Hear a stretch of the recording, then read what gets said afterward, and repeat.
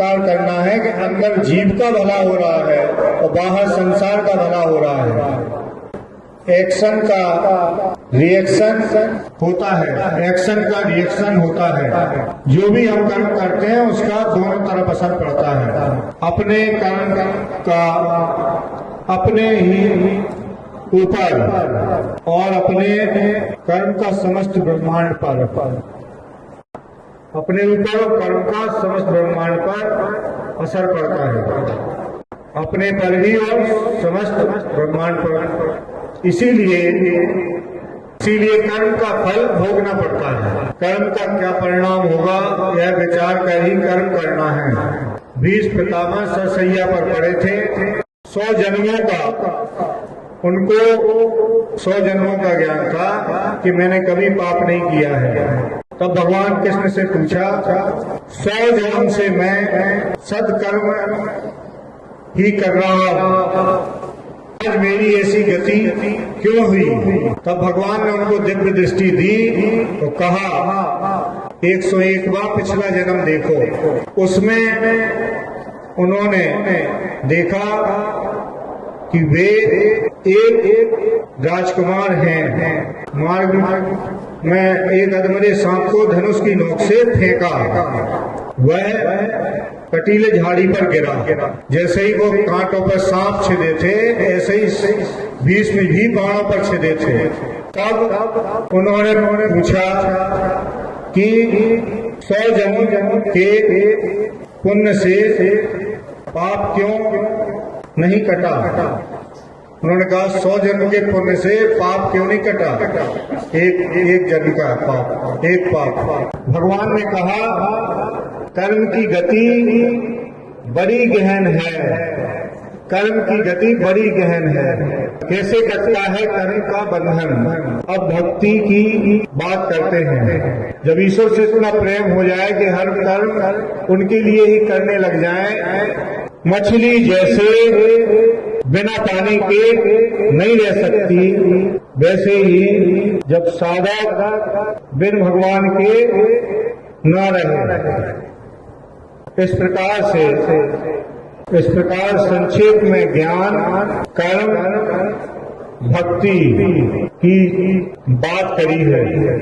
अब आपको विस्तार से गीता पढ़कर जानना है।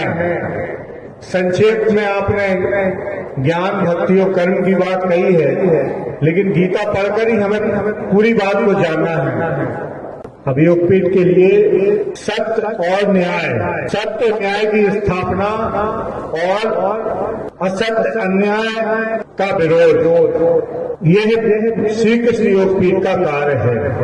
सत्य न्याय की स्थापना, असत्य अन्याय का विरोध श्री कृष्ण पीठ का मुख्य यह कार्य रहेगा। जितने भी संयोजक सदस्य आए हैं सबको विस्तार, सबको संगठन का विस्तार करना है। जिला, ब्लॉक और गांव तक पहुंचाना है। प्रचार करने वाले अपने आचरण और व्यवहार से प्रचार करें, अपने अच्छे आचरण और व्यवहार से प्रचार करें, वाणी से नहीं, केवल सबको परोपकार में लगना है। कोई ना कोई परोपकार का कार्य करना है, कोई ना कोई परोपकार का कार्य करते रहना है। आपको गरीब से गरीब शक्तिहीन व्यक्ति को सम्मान और प्रेम और सम्मान देना है। श्री कृष्ण योगपीठ के सदस्यों का प्रमुख रूप से व्यवहार आचरण अच्छा हो और उनके अंदर किसी की पद प्रतिष्ठा देखकर सम्मान न हो। किसी भी गरीब से गरीब और शक्तिहीन व्यक्ति का भी प्रेम और सम्मान वैसे ही करना है। कोई भी पीड़ित है तो उसके लिए उसकी जाति, धर्म हमें नहीं देखना है। इसी प्रकार सद्गुणों का विकास अपने आप में करते रहना है और श्री कृष्ण योगपीठ का काम भी करते रहना है। यह काम अनवरत चलता रहे। जल्दी से समितियों का गठन करके जल्दी से प्रदेश संयोजक अपने जिले में ब्लॉकों में समितियों का गठन करके सूचित करते रहे। यहाँ पर फिर समय समय पर संदेश मिलते रहेंगे।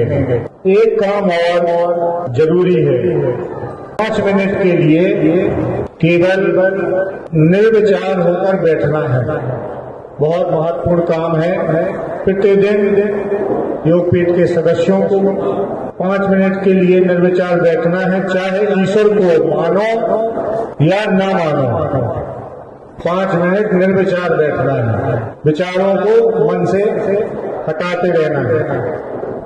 कोशिश करना है जो भी विचार आए उनको हटाते जाएं। 5 मिनट तक प्रयास करना है। यह प्रयास आपका विवेक का रास्ता खोल देगा।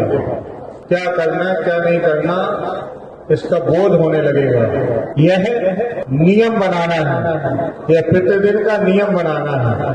5 मिनट मंत्र जाप आपको फाइल में मिला है एक पेज जिसमें मंत्र है ओम नमो ओम 5 मिनट मंत्र जाप, चाहे ओम नमः शिवाय या ओम नमो भगवते वासुदेवाय। 5 मिनट मंत्र जाप करना है, 5 मिनट निर्विचार बैठना है। 10 मिनट अपने लिए खासकर देना है। 10 मिनट खुद के जीवन को खुद के लिए जरूर देना है। फिर आगे जो भी अनुभव हो वह बताते रहें। एक महत्वपूर्ण बात और कहनी है।